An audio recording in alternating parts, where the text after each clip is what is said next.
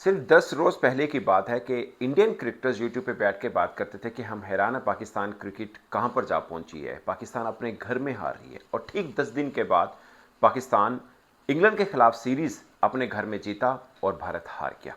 मुझे लगता है कि पाकिस्तान ने इंडिया को फॉलो किया। आकिब जुवैद कब से कह रहे थे कि इंडिया ये करता है कि स्पिन ट्रैक बनाता है और दूसरी टीमों को फंसाता है। कितने लंबे अरसे से मैं कल एक बात की थी कि इंडिया जीत जाए ये खबर नहीं है, इंडिया हार जाए ये खबर है। और अब मुझे पहले लगा शायद कॉम्प्लीसेंट है, बट नहीं, कॉम्प्लीसेंट वाला चक्कर नहीं है। 3 इनिंग्स में इंडियन बैटर्स लड़खड़ाए हैं, 3 इनिंग्स के अंदर। और मुझे लगता है उनकी बॉलिंग भी थोड़ी बहुत ऊपर नीचे हुई है, क्योंकि आप न्यूजीलैंड से एक्सपेक्ट नहीं करते 300 प्लस वो रन करे इंडिया के अंदर आकर इंडियन स्पिनर्स के सामने। कुछ तो प्रॉब्लम है। हमने क्या किया है, हमने अपने कुछ सीनियर से पल्ला छुड़ाया है तो टीम जीत के राह पर पड़ी है। शायद आप लोगों को भी यही करना पड़े। I don't know, I don't know कि क्या, क्योंकि एक आप देखें जायसवाल की बैटिंग देखें, पूरी सीरीज के अंदर अब तक एक डिफरेंट नजर आए हैं। ये नहीं है कि 2 मैचेस आप हारे इंडिया टीम बुरी होगी, इंडिया क्रिकेट बुरी होगी, ऐसा नहीं है, ऐसा बिल्कुल नहीं है। ऑफ कोर्स ऐसा नहीं है, बट ऐसा भी नहीं है कि पाकिस्तान 2 मैच जीत गया तो पाकिस्तान बहुत अच्छा हो गया। आज भी शायद इंडिया क्रिकेट एक बेहतर टीम है, मगर आप अपने घर में लगातार 2 मैच उस टीम से हारे हैं जो आप तो छोड़िए, कोई और भी नहीं सोच सकता था कि न्यूजीलैंड से इंडिया हार जाएगा। ये कोई भी नहीं सोच सकता था, मगर आप हारे हैं। और सेंटनर मतलब स्पिनर्स नहीं खेले जा रहे इंडियन टीम के साथ, ये सबसे बड़ा क्वेश्चन मार्क है कि इंडियन टीम, इंडियन बैटर्स, और कौन नहीं खेल रहा, रोहित शर्मा नहीं खेल पा रहे, विराट कोहली नहीं खेल पा रहे। मतलब आपके पास कितने बड़े कद के हैं। और ऋषभ पंत रन आउट हो गए, मगर उससे पहले वो भी आउट हो गए स्पिनर्स के हाथों। मतलब फिल्प्स और सेंटर एक क्वालिटी का स्पिनर्स में कोई शक नहीं है। फिल्प्स हैं, साथ में एजाज हैं। मतलब आप स्पिन अपना ट्रैक बचाकर अपने जाल में खुद फंस रहे हैं। और ये पहली दफा शायद एक लंबे टाइम पीरियड के बाद हो रहा है कि इंडिया स्पिनर्स के जाल में खुद फंसा है, बजाय इसके कि दूसरों को फंसा पाए। मैं तो सोच रहा, मतलब आप देखिए ना, 10 दिन पहले क्या बात हो रही थी, वर्ल्ड टेस्ट चैंपियनशिप का फाइनल इंडिया तो खेल रहा है, बाकी टीमें गिनने कौन सी आने वाली है।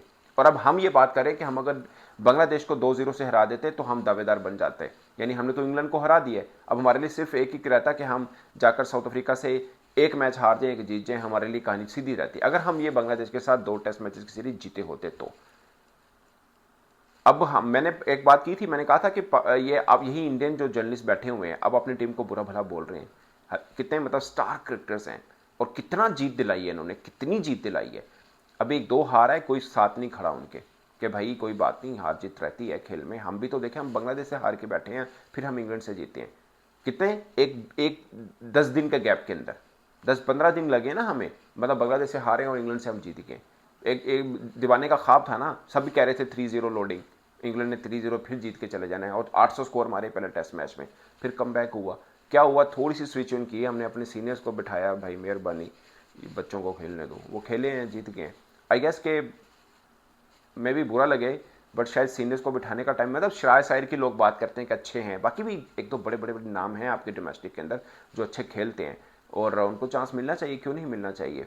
मतलब अपने घर के अंदर अगर इनको नहीं, तब नहीं देना तो कब देना। ठीक है, ये वर्ल्ड टेस्ट चैंपियनशिप है, अब इसके बाद क्या है, इंडिया को जाना है बटर गवास्कर सीरीज खेलने ऑस्ट्रेलिया में। तो मैं ये पहले जूम कर रहा था कि ये 3 मैचेस की सीरीज तो 3-0 जीत गया ना इंडिया, उधर जाके एक आधा टेस्ट मैच ड्रॉ कर दे तो सीधा वर्ल्ड टेस्ट चैंपियनशिप का फाइनल खेलेंगे। अभी तीसरा टेस्ट मैच खेलना है न्यूजीलैंड के साथ। आई गेस के इंडिया जीत जाए, बट फर्ज के अगर वो भी आप हार जाते हैं तो कितना दबाव बनेगा कि बॉर्डर गवास्कर सीरीज आपको जीतनी पड़ेगी to play the final of World Test Championship. ये कितना बड़ा एक, मतलब वो एक प्रेशर रहेगा, और अभी भी प्रेशर है कि आप अपने घर में हारे हैं और अब ऑस्ट्रेलिया को जाके आपने 1-2 मैच हराने पड़ने हैं अगर आपको वर्ल्ड टेस्ट चैंपियनशिप का फाइनल खेलना। और दूसरा सबसे बड़ा आपकी बॉडी, मतलब मैं हमेशा समझता कि 2 वर्ल्ड टेस्ट चैंपियनशिप का फाइनल इंडिया खेला है, इसलिए वो फाइनल हारा कि इंग्लैंड की कंडीशन में खेला। अगर अपने घर में खेलता तो कभी ना हारता। एक न्यूजीलैंड से हारा, एक ऑस्ट्रेलिया से हारा, बट अब अपने घर में न्यूजीलैंड से हारे। पहले तो हो रहा था 35-36 बरस के बाद पहला टेस्ट मैच हारे, अब सीरीज हार गए न्यूजीलैंड से। मतलब ये कोई मैच नहीं कर सकता, कोई कितना भी इंडिया को हल्का समझ ले कि यार इनकी टीम बुरा खेल सकती है, सब चीज़ें हैं, मगर आप हारे। और एक बैड टाइम क्या आया आपके ऊपर, 8-10 दिनों के अंदर आपकी ए टीम अफगानिस्तान से हारी। अगरचे हम भी श्रीलंका से हारे, मगर हम तो आयरलैंड से भी हारे हैं, हम तो अमेरिका से भी हारे, हम सबसे हार रहे हैं। आपकी ये टीम, ए टीम जो मुझे लगता था पाकिस्तान और इंडिया की ए टीम में है जो मर्जिंग एशिया कप का फाइनल खेलती है, इन दोनों में से कोई एक जीतेगा, मेरा ख्याल था पाकिस्तान जीतेगा, मगर पाकिस्तान श्रीलंका से हारा और इंडिया अफगानिस्तान से हारा। पाकिस्तान बैटिंग बुरी की, इंडिया ने बॉलिंग बुरी की। मतलब एकदम क्या होगा इंडिया की क्रिकेट को। हम लोग अपनी टीमों, अपनी बोर्ड को कहते थे भाई देखो इंडिया 3 टीमें बना रहा है, 4 टीमें बना रहा है, मगर आपकी मेन टीम भी हारी है, आपकी जो बी टीम है वो भी हार रही है। कहीं तो प्रॉब्लम हुआ है। आई डोंट थिंक सो कि एकदम कुछ स्विच हुआ, कुछ चीज़ें हुई। लोग बहुत से कह रहे हैं, मैं इंडियन देख रहा सोशल मीडिया के ऊपर, गौतम गंभीर को बुरा भला बोल रहे हैं, कोई कोहली को बोल रहा है, कोई रोहित शर्मा को बोल रहा है कि आपको क्या जरूरत है ये निकल के शॉट खेलने की, कोई क्या बोल रहा है। यही सब चीज़ें चल रही थी और आपकी टीम जीत रही थी। हाँ, गौतम गंभीर एक वाहिद रीजन कह सकते हैं। आप श्रीलंका में गए, 32 बरस के बाद पहली बार हारे हैं, अब अपने घर के अंदर हार गए हैं, अब न्यूजीलैंड के खिलाफ यानी एक दफ़ा वनडे हार गए, तो एक दफ़ा आप टेस्ट हार गए हैं, ये आप कह सकते हैं। मगर अब इन्हीं के होते आपने बहुत से रिकॉर्ड भी बनाए हैं।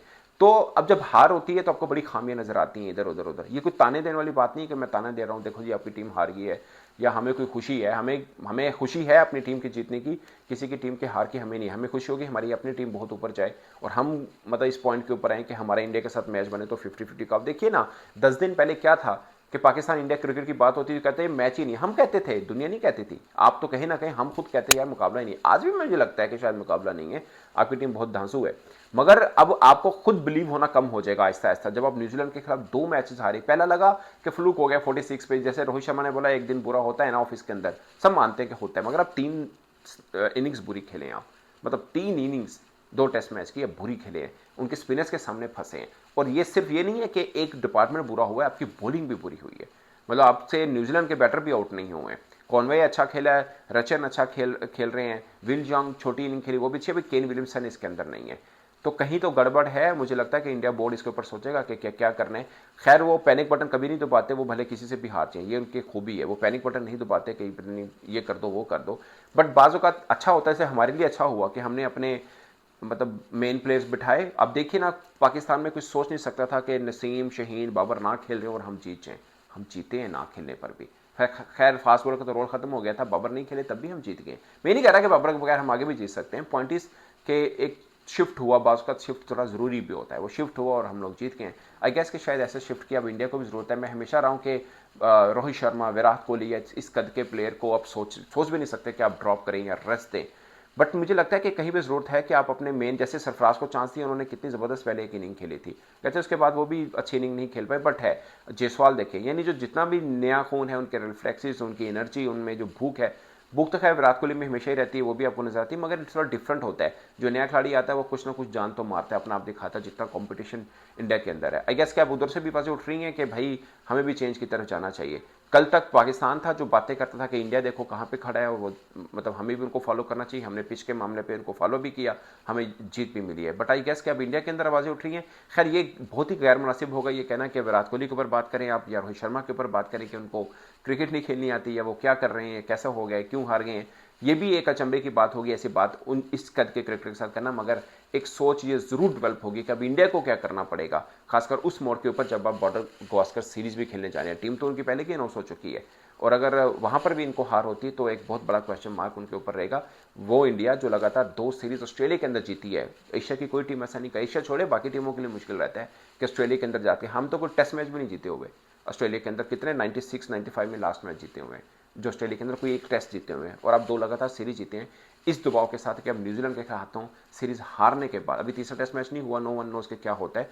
अब बॉर्डर गावस्कर सीरीज के लिए जाएंगे तो एक प्रेशर जरूर बना रहेगा, खासकर उन खिलाड़ियों के ऊपर जिन पर अभी से बातें हो रही हैं, जिसमें विराट कोहली हैं, जिसमें रोहित शर्मा है, और 1-2 और नाम बड़े शामिल हैं। तो दोस्तों इस पर आप अपनी राय कमेंट बॉक्स में जरूर बताइएगा। मेरी तरफ से इतना ही, इजाजत दीजिए, अल्लाह हाफिज़।